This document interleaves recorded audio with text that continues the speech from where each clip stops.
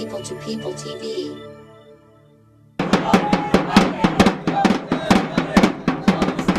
So folks, they want to keep you slave to that. This is a debt. From the moment that it's created, it is a debt. If you owe someone, they own you. The entire system is set up to keep you in debt slavery. Okay? 3% of money exists in physical form. That's it. What are people doing here, burning a fern? What are they saying when they do that? They're saying they're starting to get what the system is. And we say no! And the Fed! And the Fed! And the Fed! And the Fed!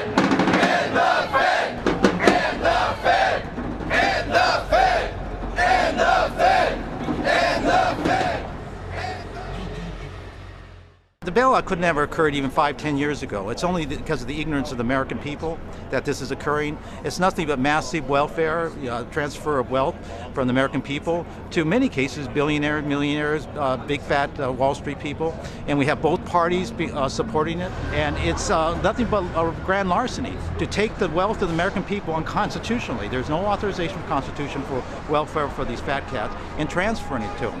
And when we're little kids, we told at 4 or 5 years old, thievery is wrong, but when we grow up, we tell that when you thieve on this massive scale, billions and trillions of dollars, it's okay. And at this point, we're really concerned where this is going to bottom out. We could actually go into tyranny just through economic collapse of our nation. And I'm very scared for our future here in America. And what we need to do is wake up our fellow Americans up to what's happening and what we need to do to turn things around. Bailout was the biggest bank robbery in the history of history. Basically, it was, you have the people that are creating the problem that have proven that they can't function. They're dysfunctional. They can't get the job done. They're doing something else entirely.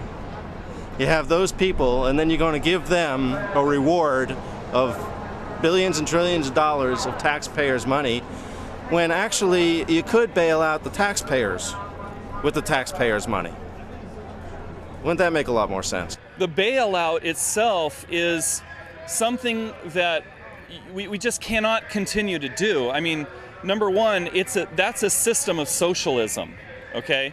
And so, but everybody says, oh, but our economy is going to go down the tubes. If people actually checked out some of Ron Paul's videos and just listened to a little bit of what he says, the man is very knowledgeable and he knows what he's talking about. Well, I think the bailout's to help a few people at the expense of everyone else. What they're doing is charging the American people. They might have a $15, $25 an hour job, or on the edge of losing their job altogether, mom and pop businesses, they don't get bailed out. Why should one group of people be paying for another group of people by bailing out companies that can't make it? Those companies should not be rewarded for being poorly managed. And we're here to let the people know the Federal Reserve isn't federal. It's a private group of bankers. The bailout,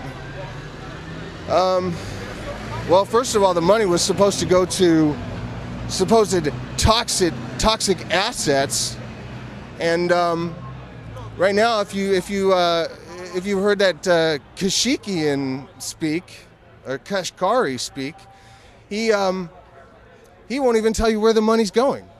They still have most of the money, and they're going to direct it towards their other banking institutions instead of the people. It's definitely not trickle-down economy. If they didn't do the bailout, they would not have had such authorization to consolidate power further and further. This crisis, all the thing the Federal Reserve did was stop the circulation of money. What do you think they kept saying? 1% is going to be taken off because they're always lending money. It's a rotation. When they stop it, then they can't lend to people. People can't borrow money, and what happens to the country? it goes down. Very simple. It's not hard, people. It's not that complex. Another thing that my dad used to tell me, the truth is simple, very simple. A lie is complex, and it's a tangle of web. The bailout is bullshit. What do you want? When do you want it? Now. What do you want? When do you want it? Now. What do you want? And the Fed! Now. And the Fed. Now. And the Fed. Now. And the Fed. Now. And the Fed. Now. And the Fed.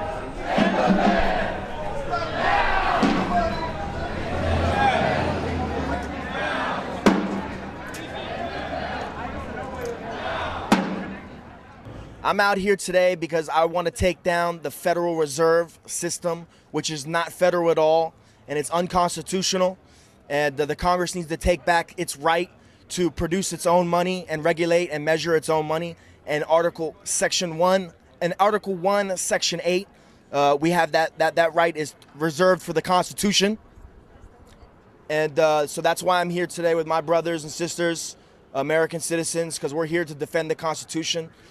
I swore an oath to America when I joined the Marine Corps to defend the United States of America from foreign and domestic Constitution, to defend the Constitution from foreign and domestic. And right now I'm fighting against the domestic that we've created and allowed to come up and strangle and enslave the American people.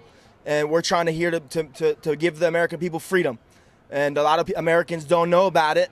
And that's why we're out here to wake them up and realize that the Federal Reserve needs to go down because it's unconstitutional.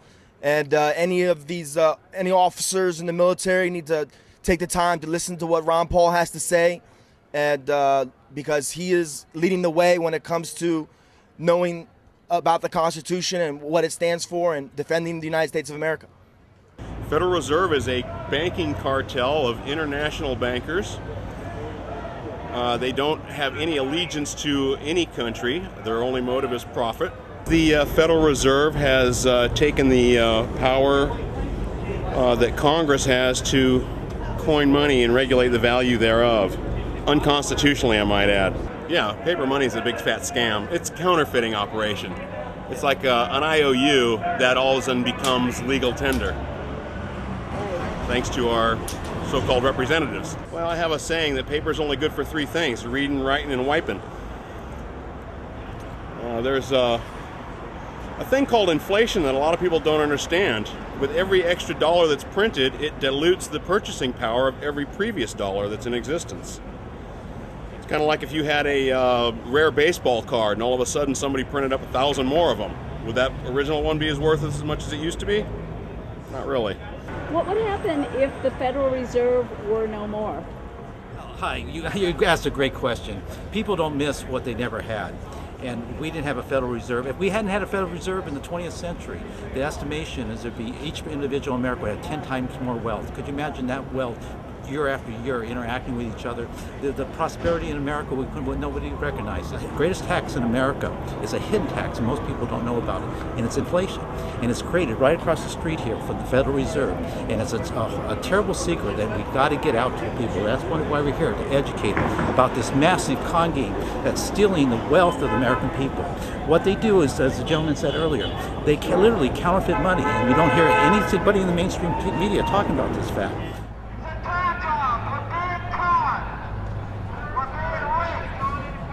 Trying to educate the people as to what the Federal Reserve is about. A lot of people think it's federal because it says it's a Federal Reserve. However, it's a private banking institution.